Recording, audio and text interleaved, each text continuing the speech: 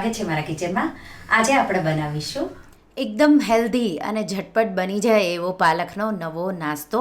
તો ચટપટા પાલક રોલ બનાવીશું માત્ર 15 મિનિટમાં અને ઓછા તેલમાં બની જશે અને બાળકોથી લઈ મોટા બધાને બહુ જ ભાવશે. જો તમને મારી રેસિપીઓ ગમતી હોય અને હજુ સુધી ચેનલને સબસ્ક્રાઈબ ન કર્યું હોય તો સબસ્ક્રાઈબ કરજો અને બાજુમાં આપેલી ઘંટી દબાવજો એટલે નવી નવી રેસિપીના નોટિફિકેશન આવે. તો ચાલો બનાવીએ.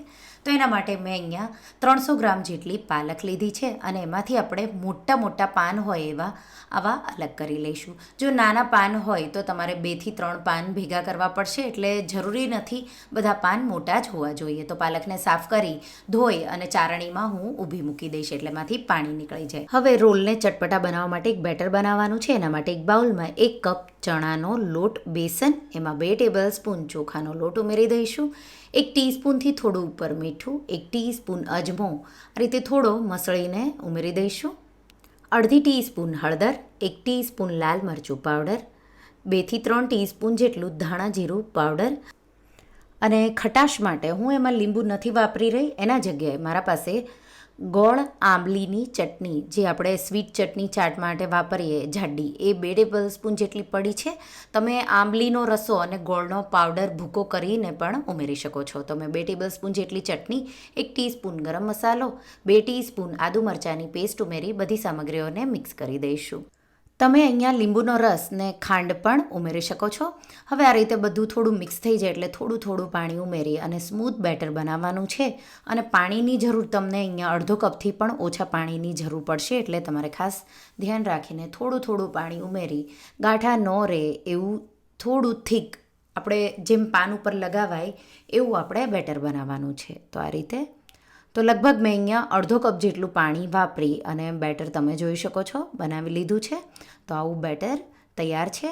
હવે જે પાલકના પાન છે એને મેં ધોઈ અને નિતારી લીધા છે. આ રીતે ચોપિંગ બોર્ડ પર આ રીતે પાનને મૂકીશું અને એને સાઈડમાં આ રીતે બીજું પાન ગોઠવીશું. તો પહેલાં બરાબર રીતે ચીપકી જાય એટલા માટે તમારે આ રીતે પહેલાં થોડું બેટર લગાવી દેવાનું. આ રીતે એના પર સાઈડમાં અડધે પાન મૂકી પાછું બેટર લગાવી દેવાનું. હવે વચ્ચે પાછું એક પાન આ રીતે મૂકીશું. તો જો નાના પાન હશે તો રોલ નાના નાના થશે અને મોટા પાન હશે તો મેં અહીંયા સાઈડમાં એક રોલ રાખ્યો છે એવા મોટા બનશે. તો 4 પાન એક રોલ તમારે એનો વાળવાનો.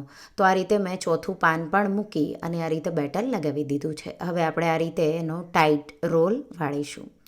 આ રીતે રોલ વળાઈ જાય એટલે ઉપરની સાઈડ પણ થોડું બેટર લગાવી દઈશું. બેટર આ રીતે લગાવવાથી જ્યારે આપણે એને થોડા ક્રિસ્પી કરીશું તો એકદમ ક્રિસ્પી ચટપટા એવા ખાવામાં લાગશે. એ જ રીતે બીજા રોલ વાળી લઈશું. તો સૌથી જે નીચેનું પાન રાખો એ મોટું રાખવાનું અને નાના પાન હોય એ તમારે વચ્ચે લેવાના અને એક જ ડાયરેક્શનમાં આમાં બધા પાન મૂકવાના છે. તો આ રીતે મેં નાના પાન હોય એ વચ્ચે લઈ લીધા છે અને આ રીતે 2 નાના પાન તમે મૂકશો એટલે આ રીતે એક સરખું લેવલ આવી જશે. તો આ રીતે 4 પાનના મેં આ રીતે બધા પાલકના રોલ તૈયાર કરી લીધા છે.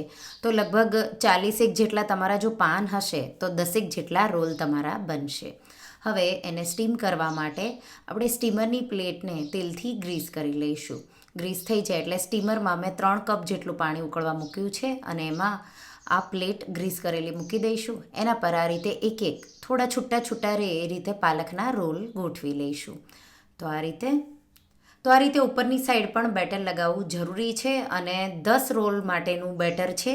તો એટલા તમને લગભગ 40 જેટલા પાન નાના મોટા ગમે તેવા હોય 40 જેટલા તમને જોશે. તો આ રીતે બધા રોલ મેં ગોઠવી દીધા છે અને આપણે હવે એને ઢાંકીને હાઈ ફ્લેમ પર જો બાફશો તો 12 મિનિટમાં બફાઈ જશે. મીડિયમ ફ્લેમ રાખશો તો લગભગ 15 મિનિટ જેવું બફાતા લાગશે. તો તમે ફ્લેમ કઈ રીતે રાખો એ રીતે તમને ટાઈમ લાગશે. આ રીતે રોલ તમે પહેલેથી સ્ટીમ કરીને રાખી શકો છો. તો હું એને ઢાંકી અને 12 થી 13 મિનિટ જેવું થવા દઈશ. તો મેં હાઈ ફ્લેમ પર 13 મિનિટ જેવું થવા દીધું અને હવે તમે જોઈ શકો છો એકદમ પરફેક્ટ એવા બફાઈ ગયા છે.